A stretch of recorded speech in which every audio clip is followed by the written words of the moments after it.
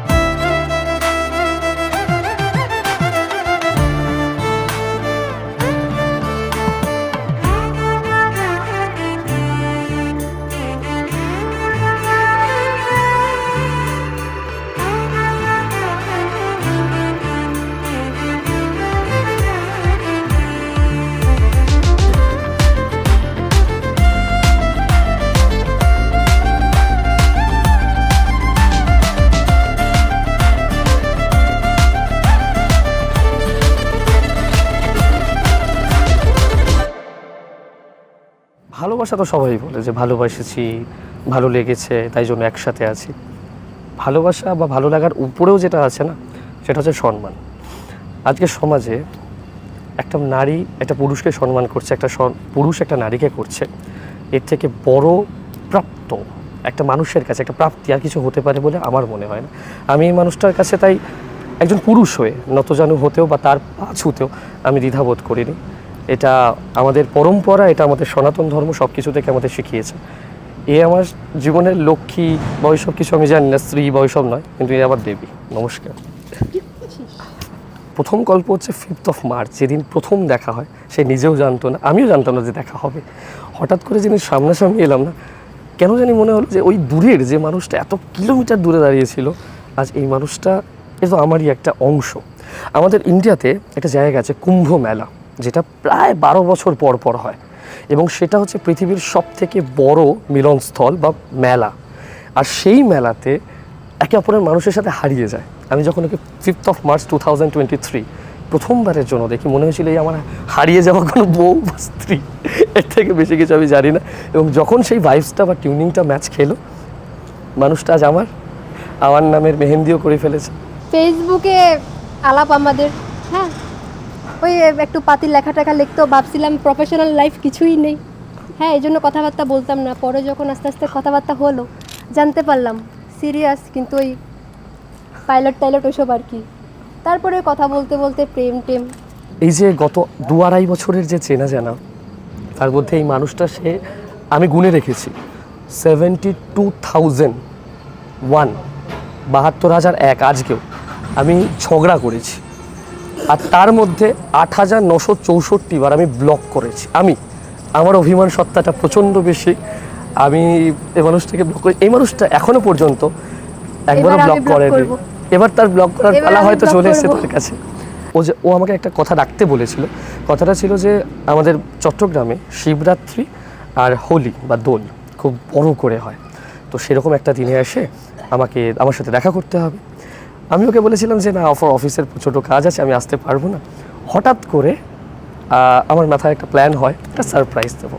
প্রায় এত হাজার, মানে বলতে গেলে প্রায় কয়েক নটিক্যাল মাইল আমরা দূরে, সেইখান থেকে যখন আমি এলাম না, 4th March আমি ল্যান্ড করলাম চট্টগ্রাম এয়ারপোর্টে। দেন আমি তো গাড়ির কিছুই চিনি না, শুধু ভিডিও কলে দেখেছি এটা বাড়ি, এটাই। আর তার এনআইডিটা আমার কাছে ছিল। সেই এনআইডির মারফত ধরে লোককে বলে এলাম। দেন এই মানুষটা ঘুমিয়ে আছে, যেটা তার কাছে আমার থেকেও বেশি প্রিয় এই মানুষটার কাছে, সেটা হচ্ছে ঘুম। এখনও পর্যন্ত এটা আমি জানি। ঘুমানোর থেকে আমি তাকে প্রায় কোলে করে ধরে জাগিয়েছি।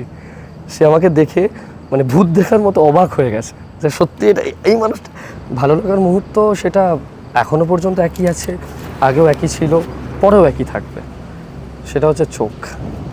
এই চোখের প্রেমে বারবার রোজ প্রেমে পড়া যায়। আমি তো পড়েছি। আমি জানি না চোখে কোন নেশা আছে। আমি ওর সাথে যখন ঝামেলা হয় বা ঝগড়া হয়, আমি বারবার একটা কথা বলি যে চোখটা যেন খালি না থাকে, বিধবাদের মতো চোখ একটা থাকবে, এটা যেন না থাকে। আজকে বিয়ে করে নিয়ে যাচ্ছি, এই মানুষটার চোখটা আমি কোনোদিন খালি হতে দেবো না। হ্যাঁ, ঝগড়া করবো, ঝামেলা করবো, অনেক কিছু করবো। ঝগড়া ঝামেলা না করলে ভালোবাসা আসবে কী করে? চুলোচুলি করবো, আমার মাথায় যে কটা চুল বেশি আছে সে কটা চুলো ওর হাতে থাকবে, কিন্তু এটুখানি আমি জানি চোখটা আমি খালি হতে দেবো না, কোনোভাবেই নয়। আমি ওই মানুষটার বাবাকে, মানে এখন আমার শ্বশুর মশাই, তাকে আমি কথা দিয়েছিলাম আমি এই মানুষটাকেই বিয়ে করব। আজকে সকাল অবধি বলেছে বিয়ে করবে না, সেই তো এলেই বিয়ে করলে। এর দুনিয়াতে একটাই মানুষ আছে যে আমাকে সত্যি করে খুশি করতে পারে, তার মুখের একটা হাসিই যথেষ্ট আমাকে খুশি করার জন্য।